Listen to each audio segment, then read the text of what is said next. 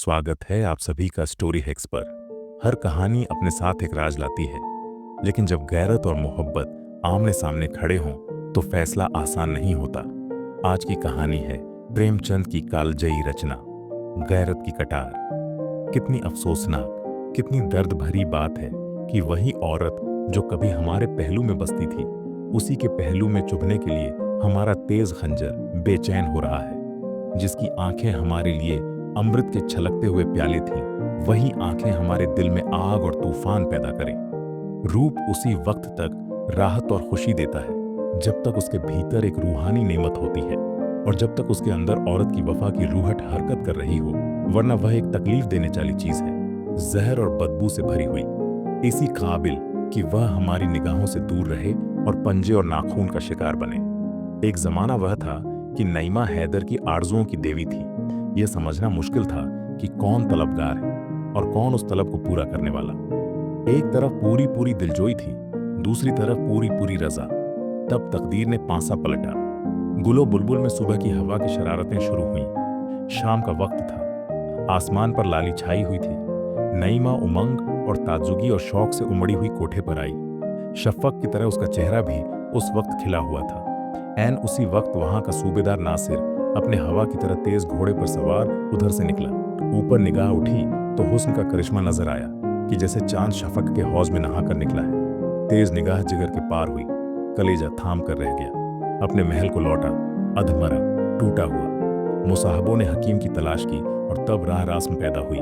फिर इश्क की दुश्वार मंजिलों तय हुई। वफा और हया ने बहुत बेरुखी दिखाई, मगर मोहब्बत के शिकवे और इश्क की कुफ्र तोड़ने वाली धमकियां आखिर जीतीं। असमत का खजना लुट गया। उसके बाद वही हुआ जो हो सकता था। एक तरफ से बदगुमानी, दूसरी तरफ से बनावट और मक्कारी। मनमुटाव की नौबत आई।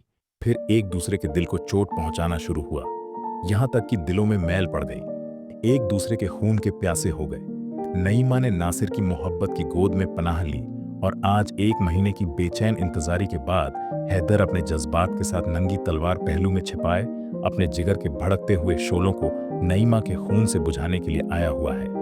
आधी रात का वक्त था और अंधेरी रात थी। जिस तरह आसमान के हरमसरा में हुस्न के सितारे जगमगा रहे थे, उसी तरह नासिर का हरम भी हुस्न के दीपों से रोशन था।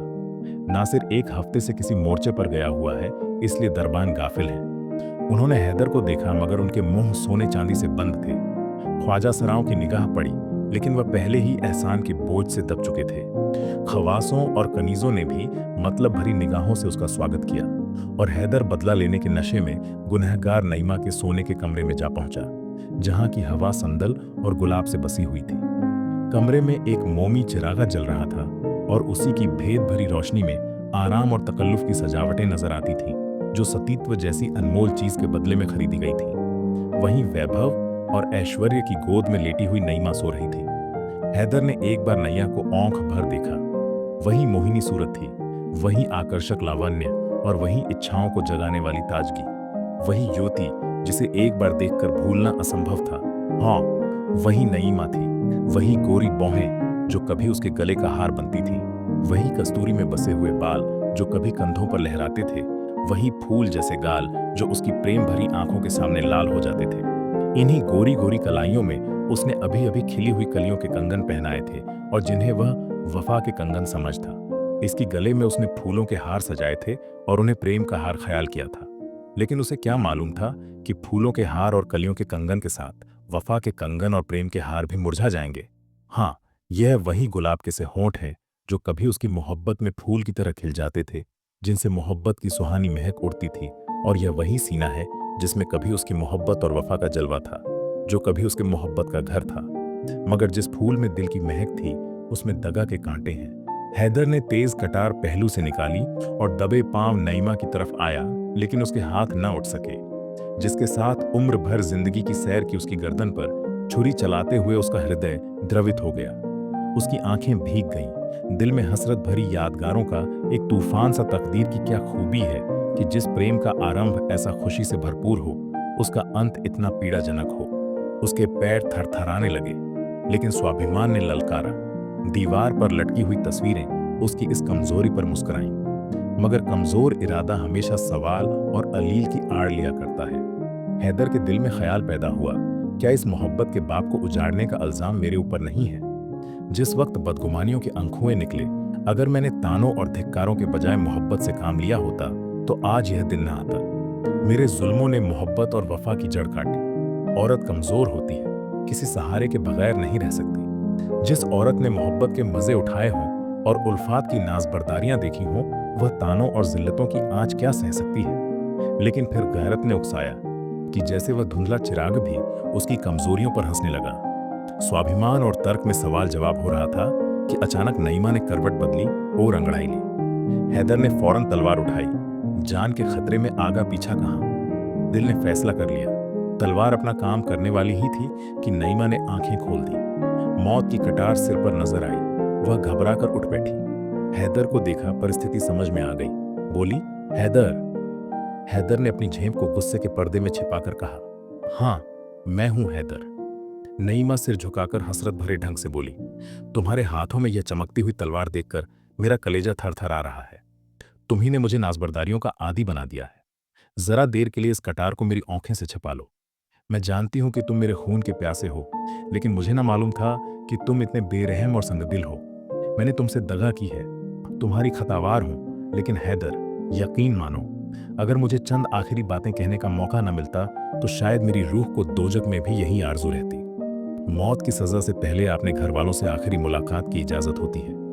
क्या तुम मेरे लिए इतनी रियायत के भी रवादार न थे?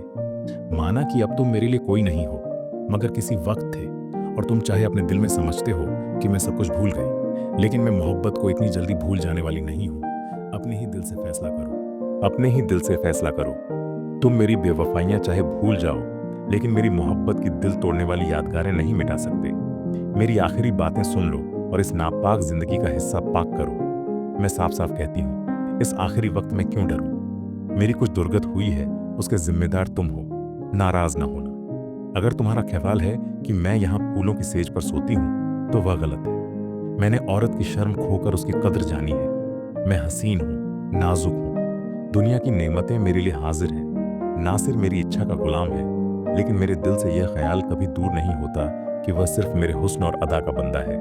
मेरी इज्जत उसके दिल में कभी हो भी नहीं सकती। क्या तुम जानते हो कि यहाँ खवासों और दूसरी बीवियों के मतलब भरे इशारे मेरे खून और जिगर को नहीं लजाते?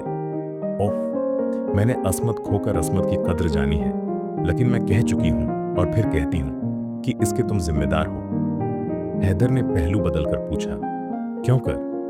नईमा ने उसी अंदाज से जवाब दिया, तुमने बीवी बनाकर नहीं, माशूक बनाकर रखा। तुमने मुझे नाजुबरदारियों का आदी बनाया, लेकिन फर्ज का सबक नहीं पढ़ाया। तुमने कभी न अपनी बातों से न कामों से मुझे यह ख्याल करने का मौका दिया कि इस मोहब्बत की बुनियाद फर्ज पर है। तुमने मुझे हमेशा हुस्न और मस्तियों के तिलिस्म में फंसाए रखा और मुझे ख्वाहिशों का गुलाम बना दिया। किसी किश्ती पर अगर फर्ज का मल्लाह न हो तो फिर उसे दरिया में डूब जाने के सिवा और कोई चारा नहीं। लेकिन अब बातों से क्या हासिल? अब तो तुम्हारी गैरत की कटार मेरे खून की प्यासी है, और यह लो, मेरा सिर उसके सामने झुका हुआ है। हाँ, मेरी एक आखिरी तमन्ना है, अगर तुम्हारी इजाजत पाऊं तो कहूं।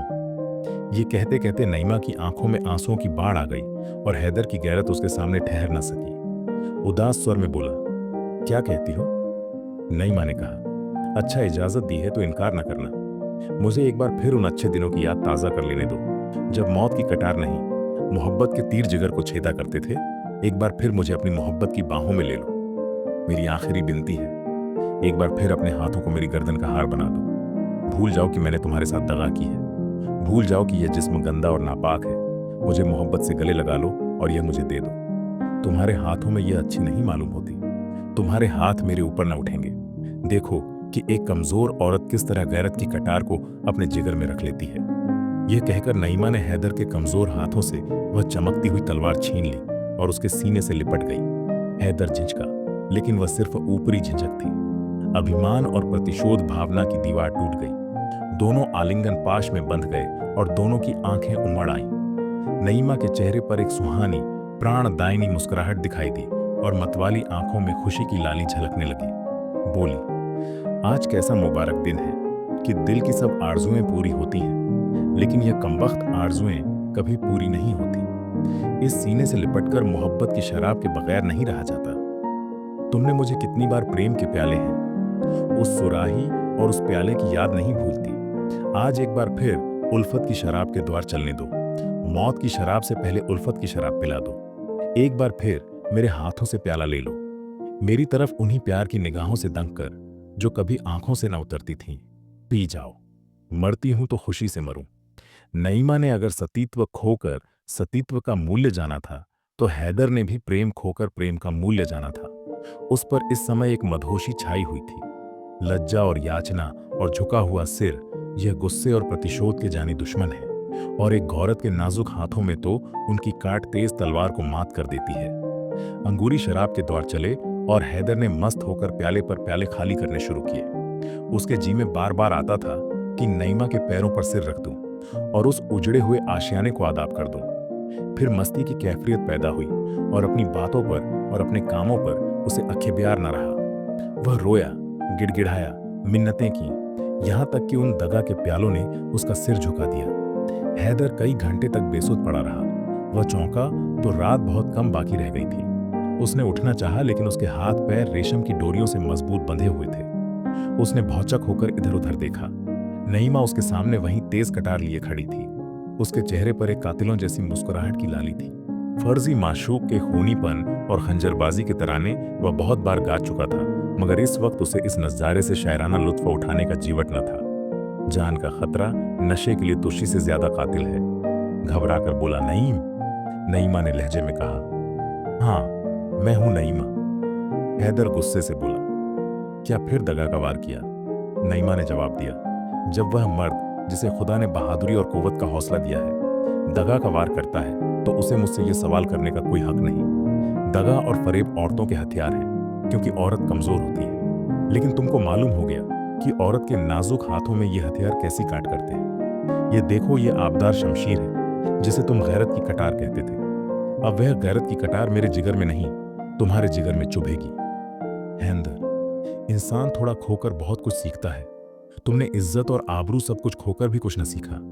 तुम मर्द थे, नासिर से तुम्हारी होड़ थी। तुम्हें उसके मुकाबले में अपनी तलवार के जौहर दिखाना था, लेकिन तुमने निराला ढंग अख्तियार किया और एक बेकस और पर दगा का वार करना चाहा, और अब तुम उसी औरत के समाने बिना हाथ पैर के पड़े हुए हो। तुम्हारी जान बिल्कुल मेरी मुट्ठी में है, मैं एक लहमे में उसे मसल सकती। तो ये थी आज की कहानी, गैरत की कटार। कभी कभी इंसान के फैसले उसके दिल और समाज के बीच उलझ कर रह जाते हैं, लेकिन आखिर में गैरत की आवाज सबसे बुलंद होती है। ऐसी और दिलचस्प कहानियों के लिए जुड़े रहिए स्टोरी हेक्स के साथ। अगर आपको ये कहानी पसंद आई तो वीडियो को लाइक करें, चैनल को सब्सक्राइब करें और बेल आइकन दबाना न भूलें। अगली बार मिलते हैं एक और रोमांचक कहानी के साथ।